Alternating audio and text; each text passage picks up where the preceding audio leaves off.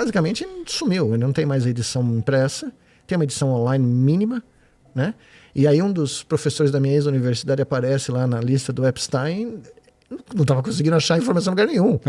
Entendeu? Mas esse efeito não é meio que a diminuição, ou até o... Não é esperado que haja mesmo esse movimento nos jornais?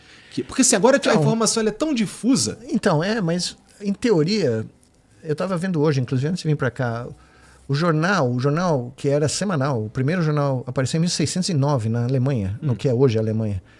Era um jornal semanal que tinha notícias do mundo financeiro, da chegada de barcos e saída de barcos, porque o mercantilismo era, né, o comércio exterior era fundamental, e era isso, uma vez por semana. Um século depois, em Londres, aparece o Jornal Diário.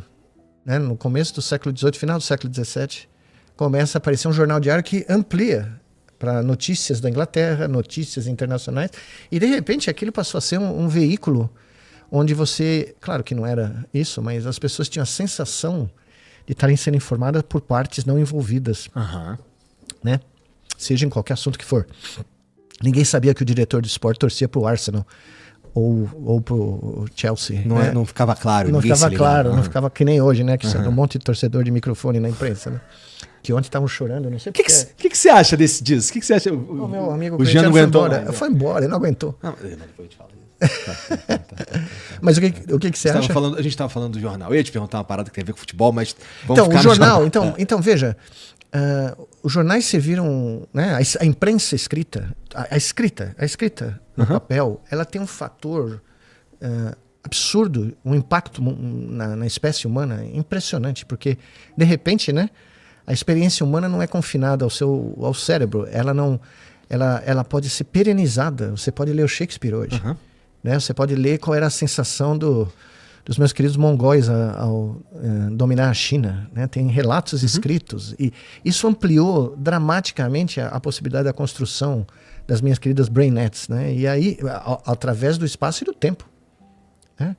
Antes de ter qualquer meio de transporte como um avião, para pensar. Você esperava semanas para ler um jornal de um outro país para saber o que está acontecendo na guerra. Ou então aparecia no século XX aparecia no cinema, mas aparecia semanas depois de uma batalha, né?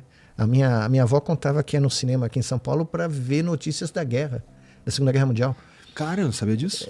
Você ia na matinê, a primeira coisa que tinha na matinê não era o filme que você ia assistir, era o Map Movetone, ou seja lá qual era o nome do barato, que eram as notícias do front, que chegavam com uma semana atrasada, vinha de navio.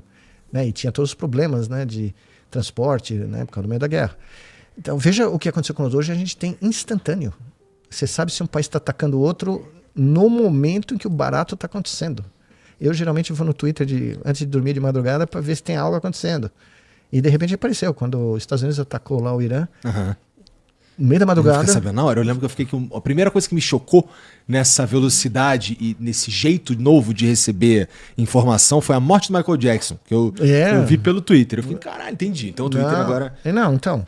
E isso não mata mesmo a porra do jornal? Mata. Não, mata, mas veja, você destrói uma herança de séculos. Mas então, para não rolar, não é o Jeff Bezos que tem que comprar, é o Estado americano, porque senão fodeu. Não, mas veja, teve outros bilionários que compraram jornais, ou outros caras que compraram, magnatas da imprensa, existem desde o século XIX, mas se o cara queria o Washington Post, porque para ele é nada. Sim. O que ele gastou no casamento dele mantinha o Washington Post por anos. Exato. Né?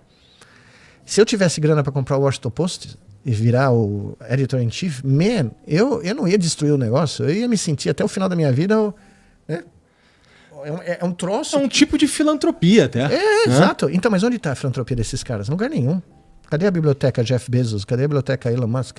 Cadê as doações para as artes, para as universidades? Você não vê. Porque eles, é como uma jornalista do Guardian falou, os caras não têm classe, os caras não têm outro interesse, além de acumular grana, entendeu? E o que vai sobrar para eles no final da vida? Eles não vão levar. Os faraós perceberam que era enganação, entendeu? Que você entrava no meio da pirâmide, punha todos os ouros e tal. Depois vem os caras e busca. Depois vem os hititas lá buscar os núbios. Ainda agradece. Exatamente, ainda agradece, né? Mas enfim. Então, existem coisas, por exemplo... eu tô pensando no Brasil aqui, né? Se você tivesse a oportunidade de, sei lá, eu tô tentando pensar algo assim que é quase consenso, vai, o que seria consenso de... Flamengo é o maior time do Brasil. Não, isso eu não... Não, consenso. Fizeram algo na água do moço aqui. Mas não. Ela sabe que esse botão te pega, né? Tá, um consenso não, aqui, cara. eu tô pensando num... Vamos pensar num troço mais... Tá bom, o quê? Tipo, Vamos o lá. gosto da sociedade? Algo que a gente... Veja só como é difícil. Algo que a gente considera patrimônio nacional. Tá? Pelé. Não é nenhuma pessoa, é uma instituição. Vamos lá, uma instituição. Museu Nacional, que queimou, né? Eu acho que já estão... Espero que já tenham restituído, nem sei. Acho que é um bom exemplo, Museu Nacional.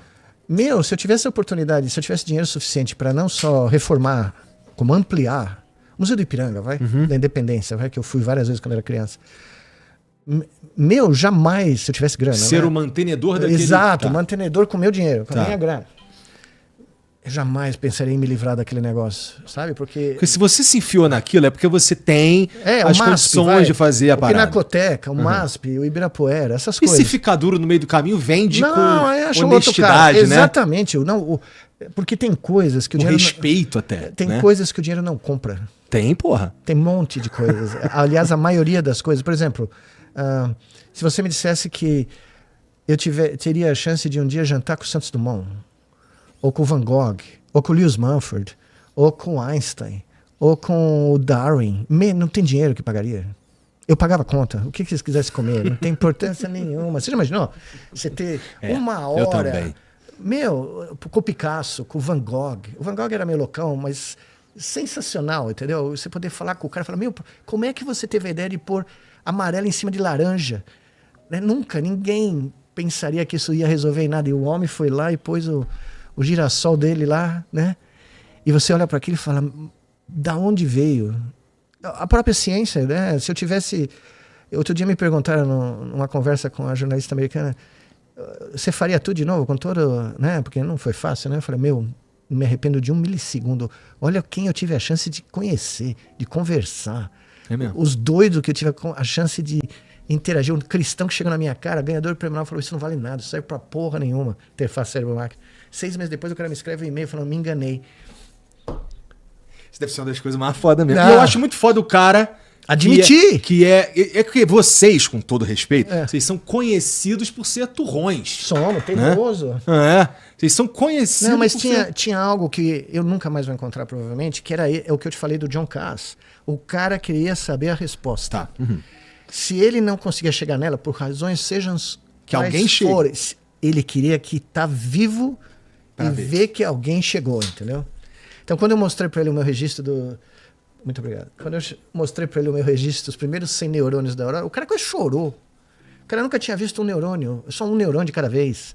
A vida inteira. E eu fui no laboratório dele, que ele queria fazer, né? Quando eu chego lá, tinha um eletrodo dele, que era um eletrodo dos anos 50, 60. Eu baixei o eletrodo no cérebro lá de um bicho, começou a pegar a rádio de Nashville, porque não tava, o troço não tava grounded, entendeu? Eu falei, professor, vem aqui, vamos ouvir a rádio de Nashville, é isso que o senhor tá registrando. Ele falou, como? Passei uma tarde tentando chegando o que estava acontecendo, aí quando funcionou, e apareceu o ruído do neurônio, que era, todo mundo sabia o que era, sabe, são essas pequenas coisas. Pelo menos ouvi um countryzinho. Não foi, né? Putz, o que esse cara me levou em bar country, eu não bebo, ele bebia, que era uma maravilha, e eu lá ouvindo aquele barato, falando, meu sertanejo brasileiro é bem melhor do que isso aqui. Mas enfim, essas coisas, quando algum rapaz, moça, jovem me escreve, vale a pena ser cientista? Eu falei, aí eu escrevo o que é, né? A verdade, né?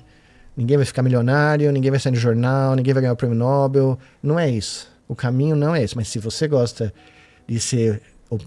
pensa que gosta em querer ser o primeiro cristão que vê algo que ninguém nunca jamais viu, não importa que só 100 pessoas no mundo se importem. Se é isso que você está procurando, o mergulho no desconhecido e de repente abrir um canal, um caminho que ninguém nunca viu, esquece o resto, pula e vai. Só que era o que existia até recentemente, né? Agora o mundo corporativo penetrou nas universidades, penetrou no modo operandi da ciência E a corrupção é óbvia, né?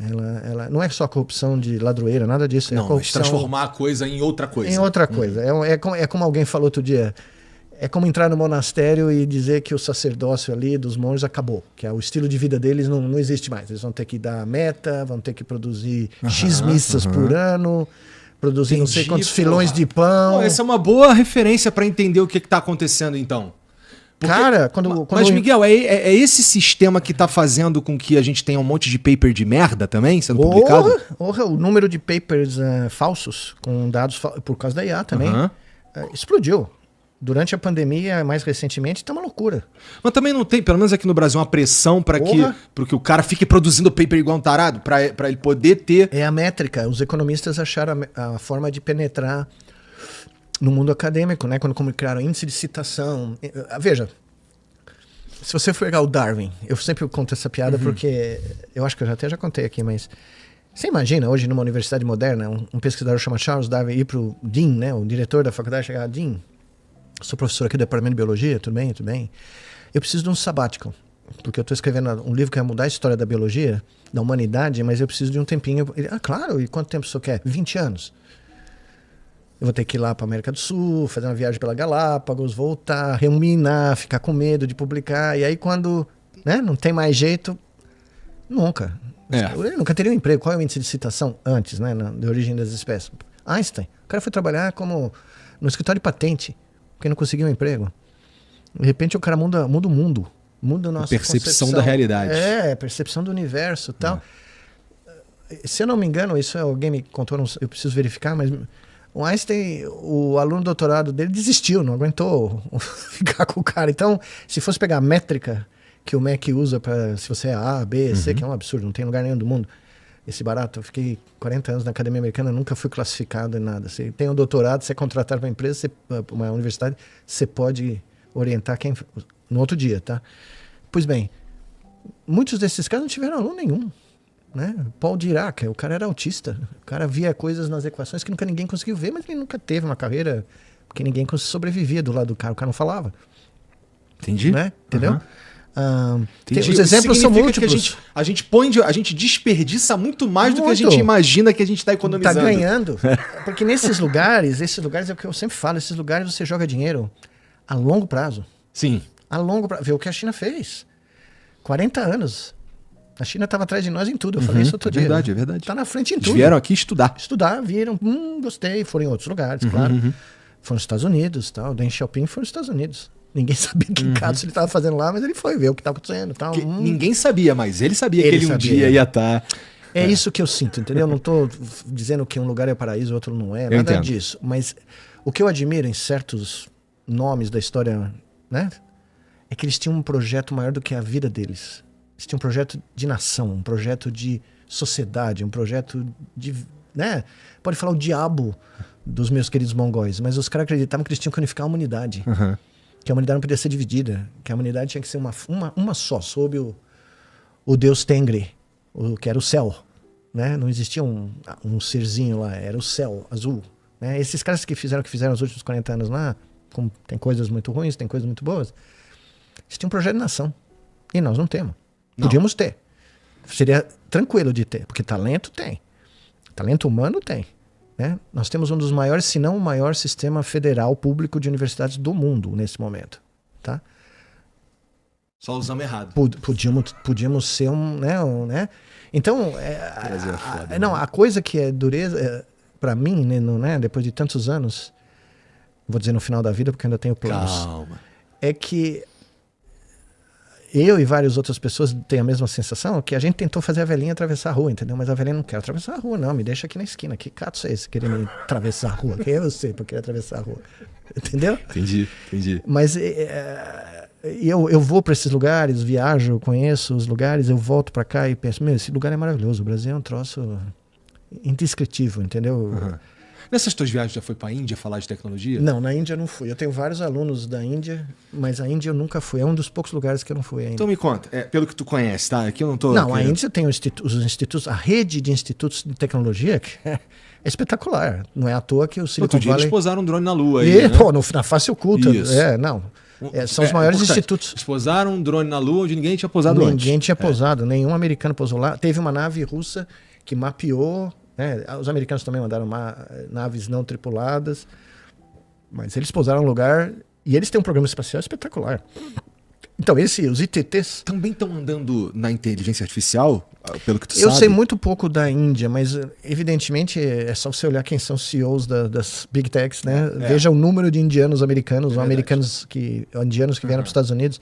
Eles forneceram engenheiros de alto nível, continuam fornecendo para os Estados Unidos, agora está tendo, né, por causa da perseguição aos imigrantes lá, a coisa está meio... Mas os engenheiros indianos são espetaculares. Meus alunos indianos, nossa... E voltaram, a maioria voltou. Os caras voltam para a Índia. Tem alguns que ficaram, claro.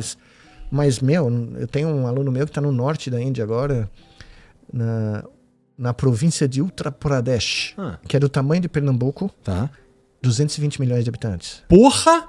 A população do Tá Brasil... falando do Brasil enfiado em Pernambuco. E ele quer eu vou para lá, ele me convidou, eu estou esperando achar um lugar. Não, é divertido. Tu vai se fuder. É na frente do... Eu quero ir lá, eu quero ver, né, as montanhas. Deve ser muito louco. É louco. Ele falou que é gente em cima de gente. Mas ele está no ITT e pela primeira vez na história dos ITTs, eles vão criar uma faculdade de medicina. E ele quer criar o programa de interface air-máquina, porque ele trabalhou comigo e tal, né? E tem umas quantas autoridades ao redor do mundo falando, pesquisando de interface cérebro-máquina? Tem a galera? Nossa, hoje em dia tem milhares. Isso é bom, isso é ótimo. Ótimo, claro. Isso é ótimo.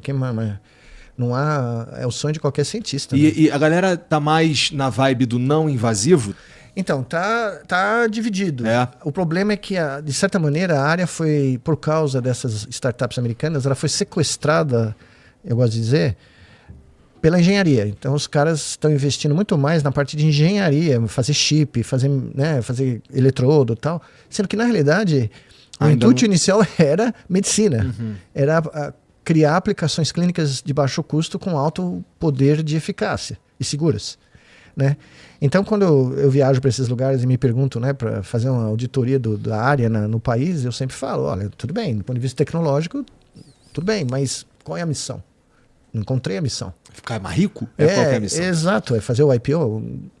Porque, veja, eu falo tranquilamente, eu não vejo na startup do Elon Musk nenhuma missão.